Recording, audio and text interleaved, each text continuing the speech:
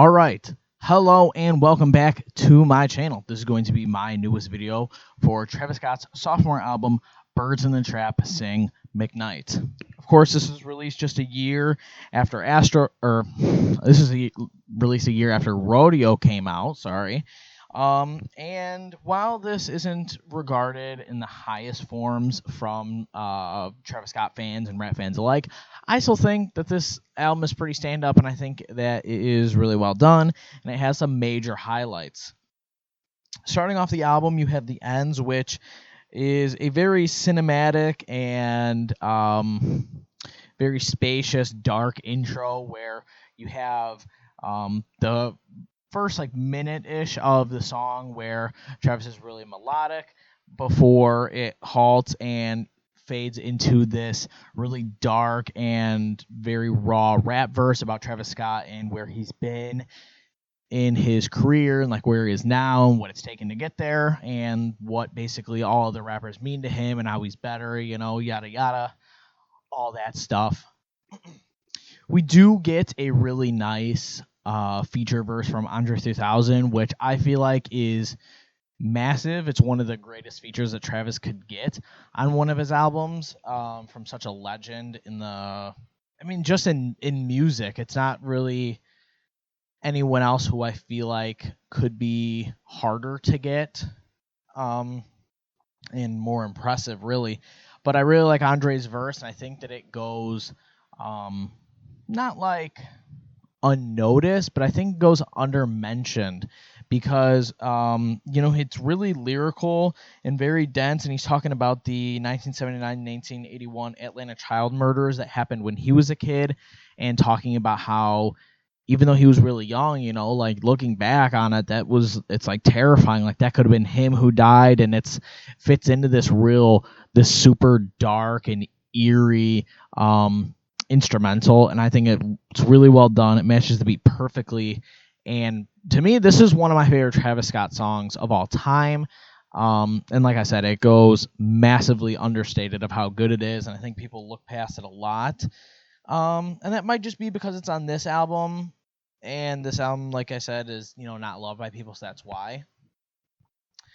But next up, we have Way Back. Way Back is, again, another two-parter song, although this one isn't necessarily as drastic as some other songs are. I do really like all the sort of guest vocals we got. We have Kid Cudi and I think it's Swizz Beatz. Is that who it is? Yeah, Swizz throughout the track, and then even a Kanye sample sprinkled in, so you have all these vocal chops going throughout, and I think it adds a nice atmosphere. I think I do really like the first half, though, more than the second half. The second half really doesn't do too much for me. It slows it down a little bit, which is fine. I just feel like it was a little unnecessary, and it really doesn't do too much for the song. But yeah, either way, it's really nice. I do though like the heavier synths on the second half. That part I like.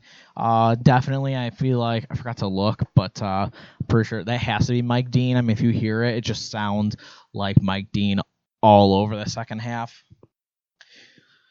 Coordinate has to be, I think, also one of his more underappreciated bangers to this day. I really like just the whole instrumental. This whole album is very, I said it for Rodeo, but this album as well is very nocturnal, and it feels very dark and like it's meant to be listened to at nighttime. I think most of his albums feel that way.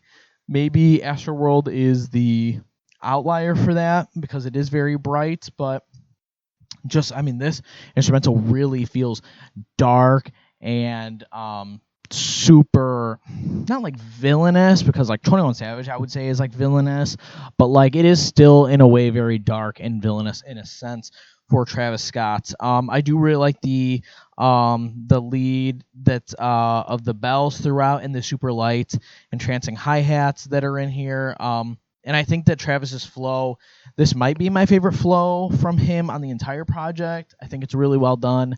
And yeah, like I said, it's I think one that I probably visit the most from this project. I visited this project a fair bit, I think, in regards to his other ones, but yeah, I really like this one a lot. Another appearance comes from Kid Cudi on Through the Late Night, which I see a lot of mixed sort of reception of this one whenever people talk about it, because some people are like, oh, it's just a ripoff of Day and Night. And I can't completely knock that because it kind of is, but it also, I think, stands really well on its own and does things that Day and Night doesn't. It's very different lyrically, and the instrumental is different. And so, I don't know, while you do have that bass melody of Day and Night throughout the entire thing, and obviously with Kid Cudi being at the forefront, it's even more obvious, but I still like the song. It's just a really good party song, and I really like Travis's verse especially. I know Kid Cudi has like the majority of it, and I do like his part, but I just think that Travis has the best part of the song. The next song, Beebs in the Trap, though, is unfortunately, I know a lot of people like this song. I see it get a fair amount of love, but I cannot forgive Travis for introducing us to Nav, because I cannot stand Nav. Honestly, it's yeah, I just think that this is a big dud. I don't know. To me, nothing in this track stands out. Nothing is really all that good. I don't know. For one, I'm not a fan of Nav's voice. I can't really take him too seriously with anything he says. I mean, he talks about like the drugs and the women and blah blah blah, like all typical trap stuff. But it's just like when he says it, it's just not believable. When you have someone like Future or Young Thug or 21 Savage or Travis Scott, like that whole group, it's like believable. You know what they're saying, but I don't know, when you have someone like Nav, it's just like I don't believe a word you're saying. I'm not sure, and I think the production is just okay. Like, it's nothing too great, and I think that that this has to be like my least favorite song from Travis, I think. I don't know, this and one later on in the track list we'll get to. This album does unfortunately have two of like my least favorite songs from Travis. So I don't want to rag on it too much and hold on to this moment too much, but yeah.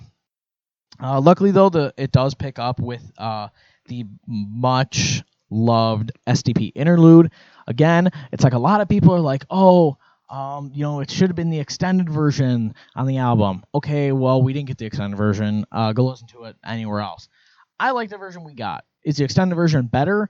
Yes, but I think that the regular SDP interlude is really good still, and I think it's very much enjoyable. It's got one of the best instrumentals on the entire project, but, I mean, you get what you get. I think it's good for what it is.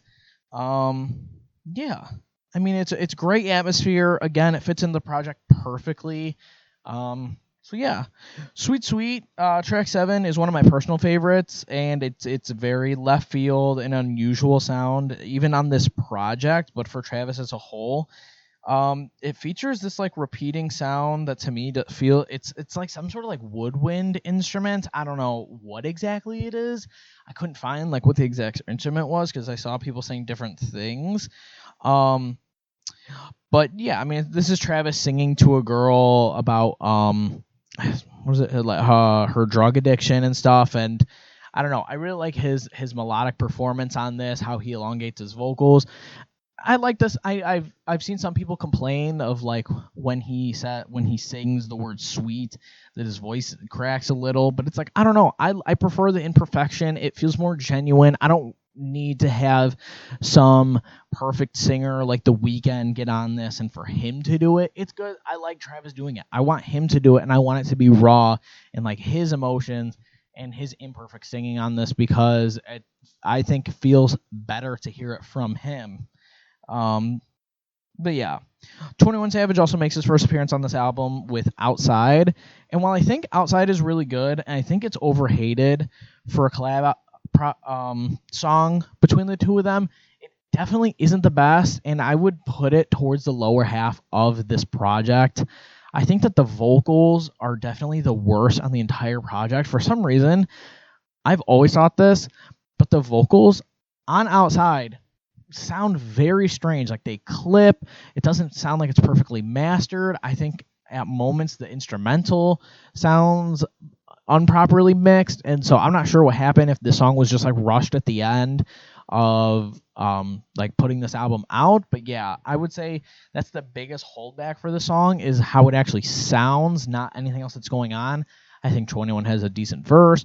I think Travis Scott has some good performances across the song, but yeah, on the entire LP, this is definitely standout for worse mixing. I really wish I knew what happened. I wish they would fix it, because it's like, I don't know. I understand that it's like, well, this was released in 2016. Like, it's been 8 years, but it's like, dude, fix it, you know? Goosebumps, what is there to say? It is Travis Scott's #1 hit. It's his biggest song to date. Everything about it is amazing. I mean, this is like, in theory, this is a perfect song. Is it one of my favorites? No. Is it a really enjoyable one? Of course it is. I mean, it features, in my opinion, one of the greatest rappers of all time, Kendrick Lamar. It has an amazing beat from, I believe it, yeah, Cardo.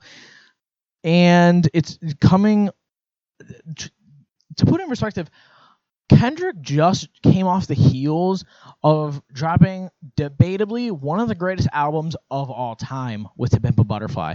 I don't know. I think about that. Like, this is in the same year. He probably recorded this verse at like the same time he was making most of To Pimp a Butterfly. That's fucking insane. Like, I don't know. Because it just shows the multifaceted and like just how talented Kendrick is and all the shit that he can do. He can do this type of thing and like have fun, but then he can go and do like the extremely lyrical and just the most intense lyricism that you've seen somewhere else. So yeah, I mean, this song easily, it's top 5 on the album. But yeah, I mean, that's it. Unfortunately, probably the biggest fault on the entire album does come after Goosebumps, and that is First Take. I don't know. I really don't like Beeps in the Trap. I don't like Flying High from Rodeo, as I stated in that video, and I don't like First Take. First Take, though, might be the worst of all 3. Those are the 3 Travis Scott songs I straight up do not like. I think all of his other songs, even Franchise from 2020, I think that's pretty good. I like Escape Plan as well. I know some people didn't like that. But yeah, I think this is possibly his worst song. That might be a hot take. I just think it's so goddamn boring. It's like over 5 minutes long. And I don't know. To me, there's nothing stand out about it again. And I think that Bryson Tiller doesn't really do anything. And it's just boring. It just really has nothing to stick out about it. I can't see why people like the song. It's one of those things where I'm like, when people say they like this, I'm like, how? Like, most things, I'm like, Beeps in the Trap, I'm like, sure. If you're a fan of Nav, I get it. But I'm like, even Bryson Tiller fans, like, I've heard a few of his songs. I think he's pretty good.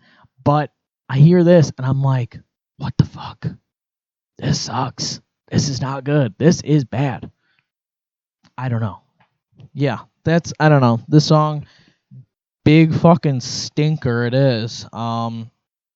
I think that luckily, it's the last skip on the album for me, and it's one of 2 tracks. I mean, 2 tracks, that's not bad for an entire project of this length. What is this, 14 songs?